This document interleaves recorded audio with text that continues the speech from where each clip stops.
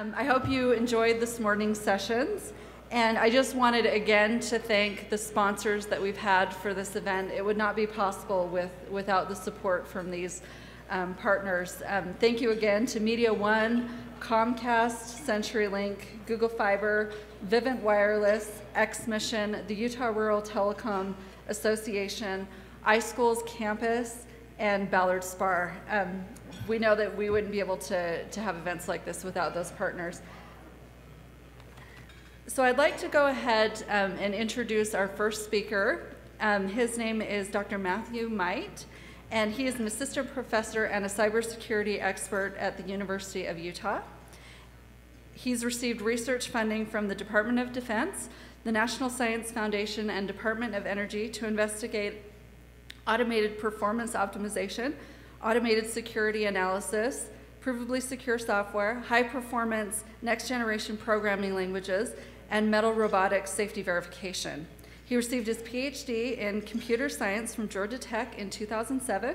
He regularly blogs at blog.might.net and tweets from @MattMight. So let's join me in welcoming Matthew Might to the stage.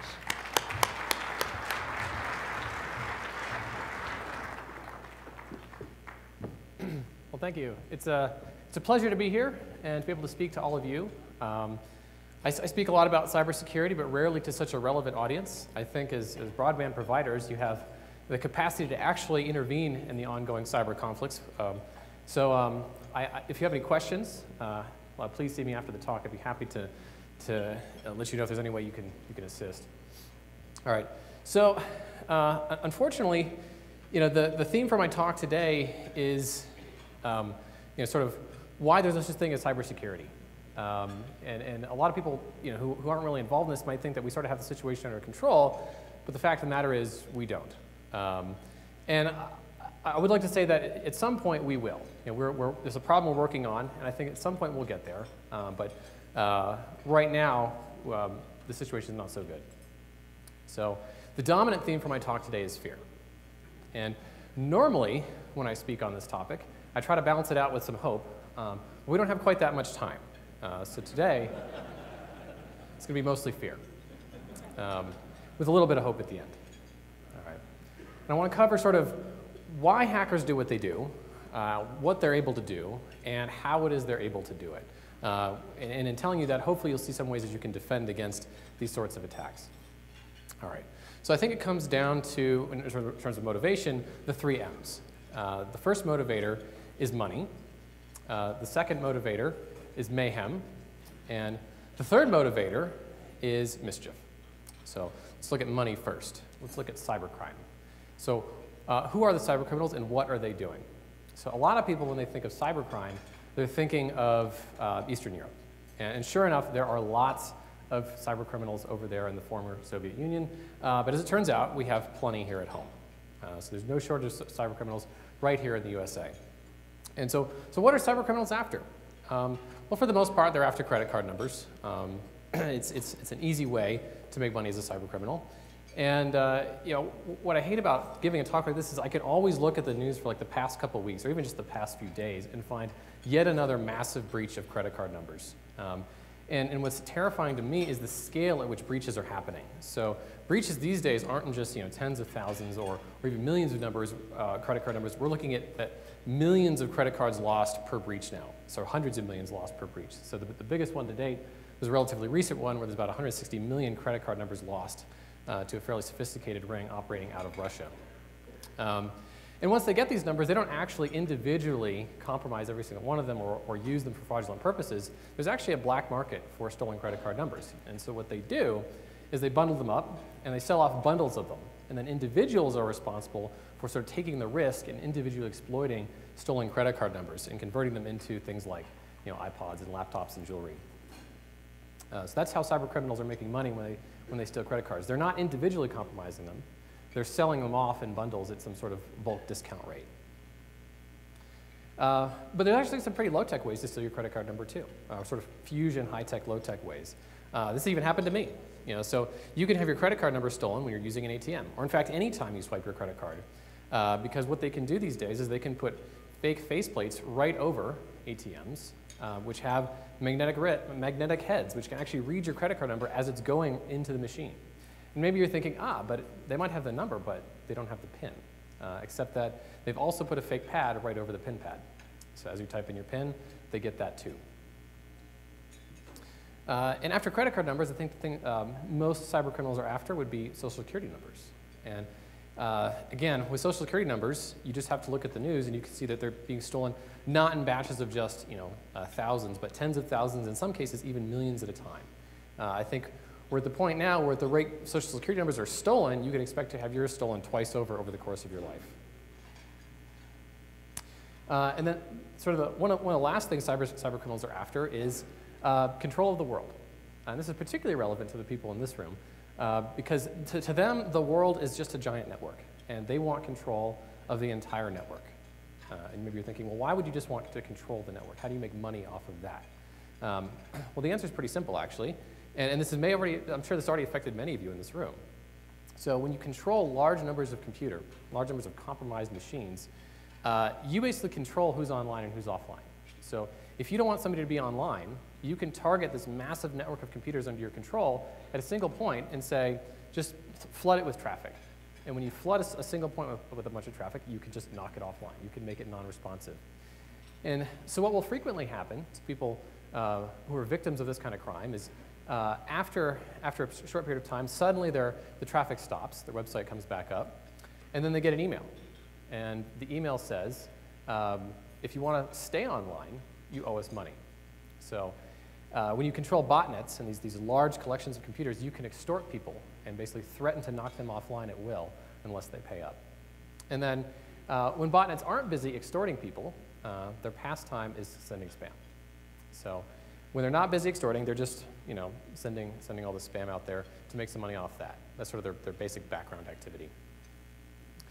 And then again, the second motivator is mayhem. And this is mostly of interest to nation states, because nation states are sort of at the beginning of what I would call true cyber warfare. Now, we haven't seen open cyber warfare yet, but we've seen sort of a preview of what this might look like. So let me discuss some recent incidents just to show you where things have headed. So I think the beginnings of cyber warfare go all the way back to the 80s. In 1982, there was a Soviet plan to steal some pipeline code for controlling gas pipelines from a Canadian firm, because it turns out the Soviets just had a difficult time programming this very sensitive technology. So they thought it was better to steal it than to develop it in-house. Well, the CIA got wind of this, and they actually managed to plant buggy code in the Canadian firm, so that when they stole buggy code. And when they finally ran this thing, what it was designed to do was to fail intermittently and cause the pipeline to overpressurize.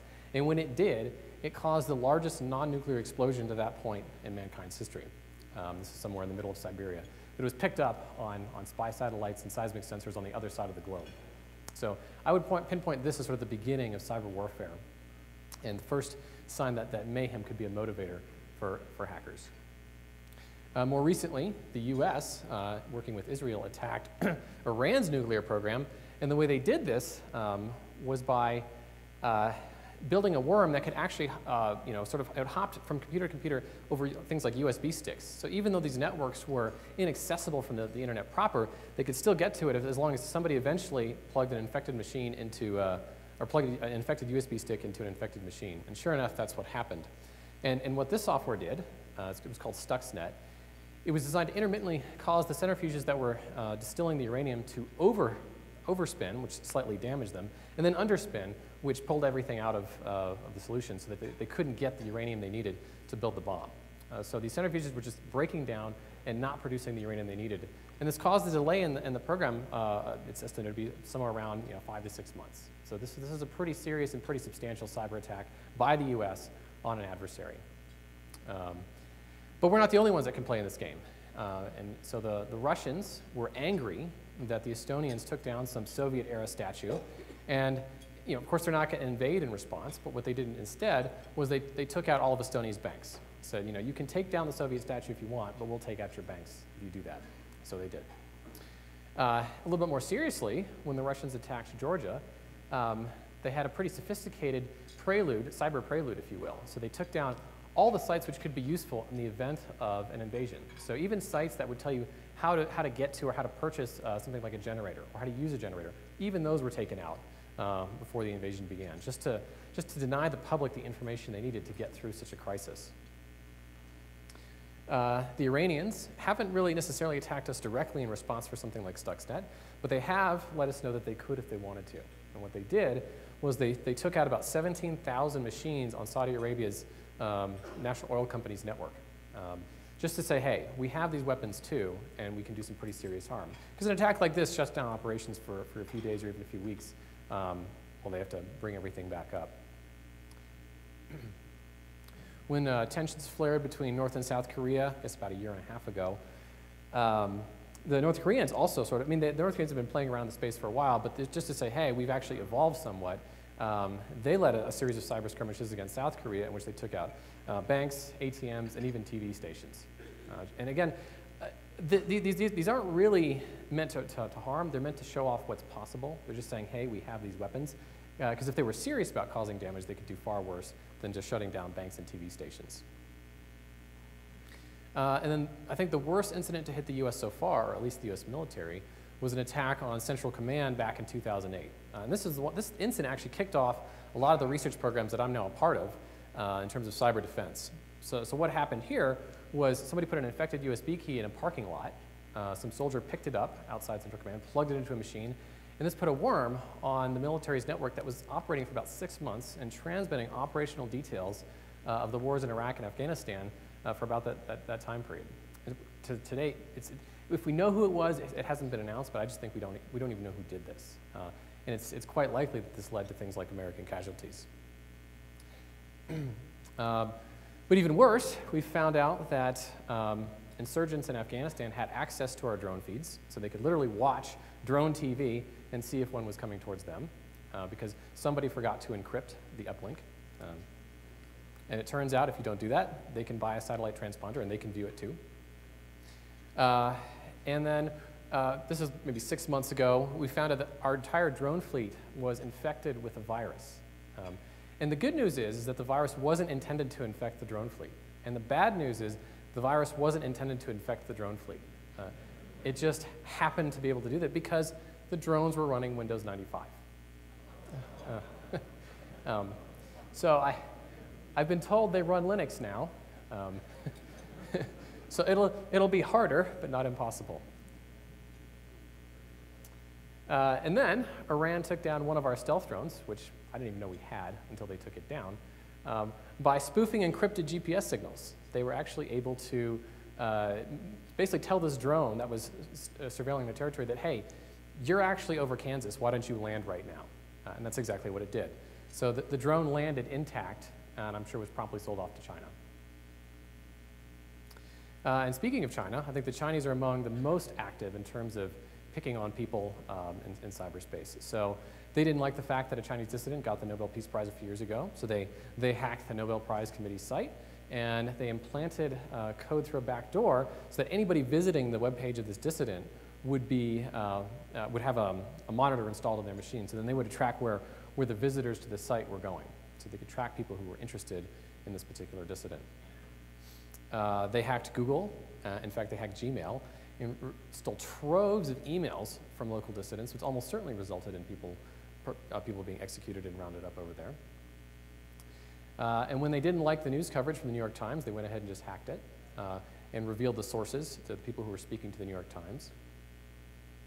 And of course, they always claim that they're not doing stuff like this. They just say, no, it's not us, it's somebody else. And then you notice things like their brand new jet fighter. So they weren't supposed to have a stealth fighter for like another 10 years. And they had it 2 years ago. And if you look at it side by side with something like an F-35, it's awfully similar. And that's because they stole the plans for the F-35. And finally, I think this is probably the scariest thing. The nation's, in fact, probably the world's leading cybersecurity firm, RSA, was attacked and breached quite badly a couple years ago.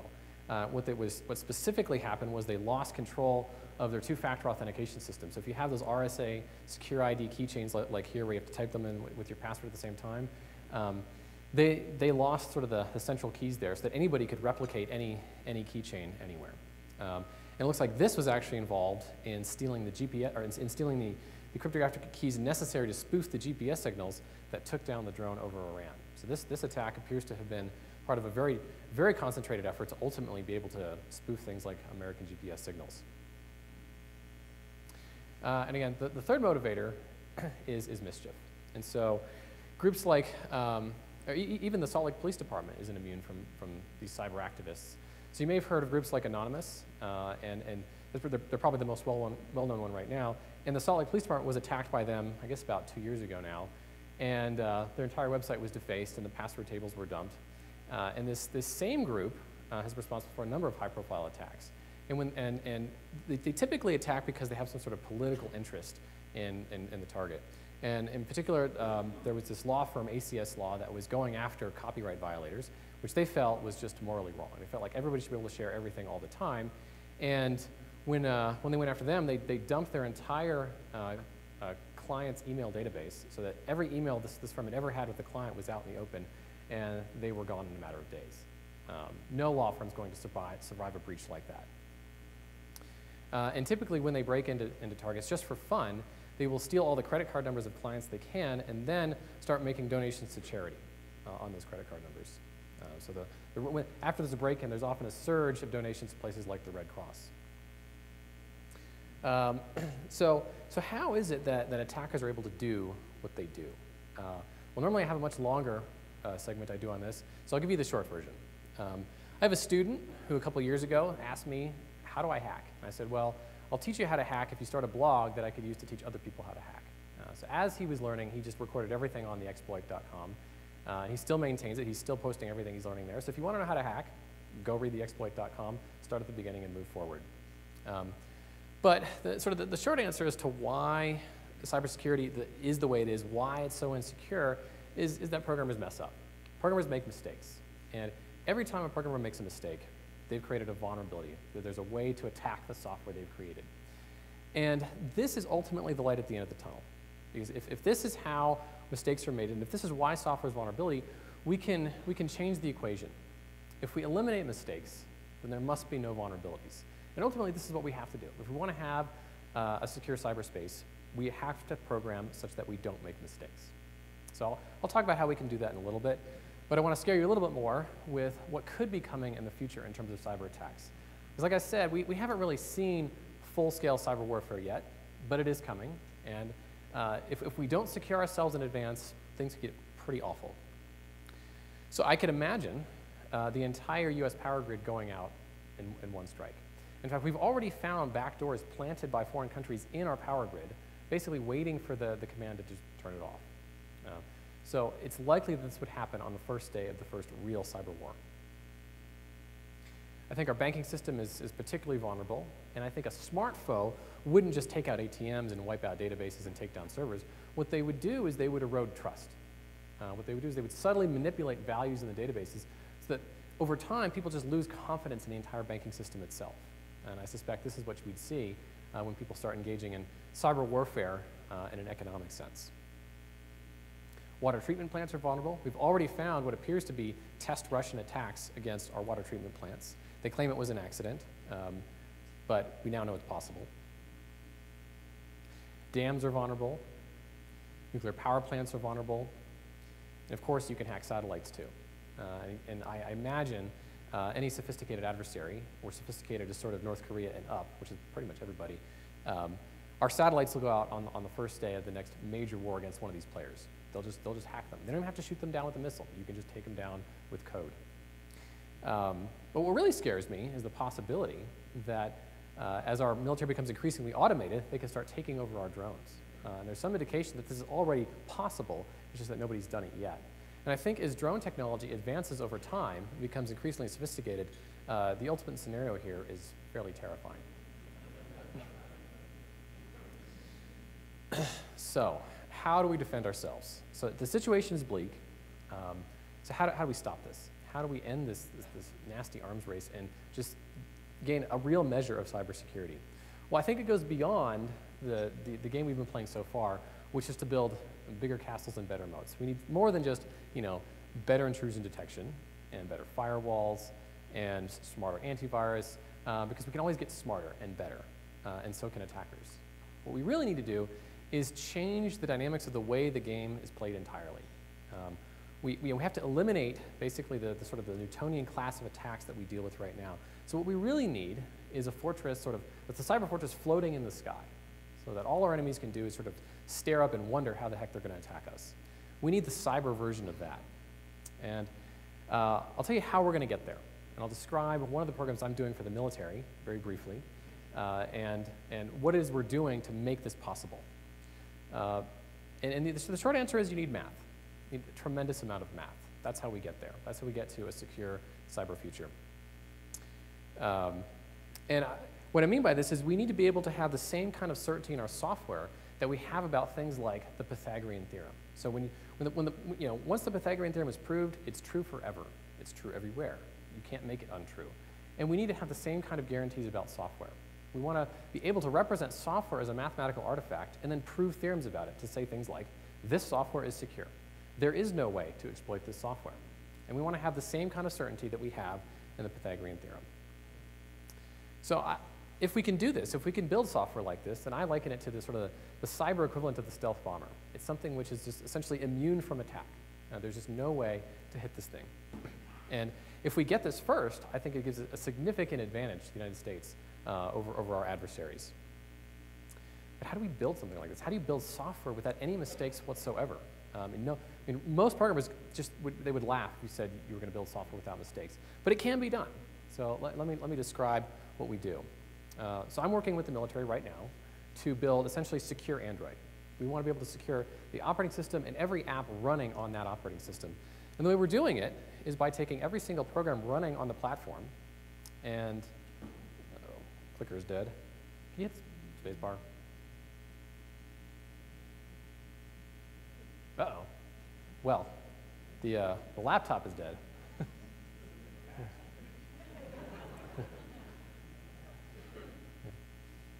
Well, I'll tell you how we do it. What you do is you take the software and you turn it into a mathematical model of the software. And then what you do is you simulate all possible executions of the program. Now, you can't do this for all true executions. What you do is you simulate all approximate executions. So if you look at the space of executions that you're simulating, some of them are real executions and some of them are false executions. But all the real ones are definitely in the approximation. So you can look at what comes back and you can say, are there any possible executions, real or otherwise, in which we encounter a vulnerability, in which we encounter a way to allow compromise of the system? And if you can't find a way to do that, then you can say this software is secure against this particular class of vulnerabilities. And that's what we're doing for Android. And in fact, we're moving beyond Android, moving to operating systems after this, so that we'll have basically a completely secure stack of software, so that you can know there's no way to break into it. So that's the hope at the end. But this is technology that's at least 5 to 10 years away from consumer use, and realistically more like 15. I think the military will have this up and running in 5 to 10, but consumers won't see this for probably 15 years or more. And I think what that means is we should have started investing in stuff like this a long time ago. I think that's sort of a nutshell summary of the state of cybersecurity. Why people are after it, it's money, mayhem, and mischief, and what we're ultimately going to do about it, which is to build software which has absolutely no mistakes. So it's been a pleasure to speak with you, and if you have any questions, I'd be happy to speak with you during a break.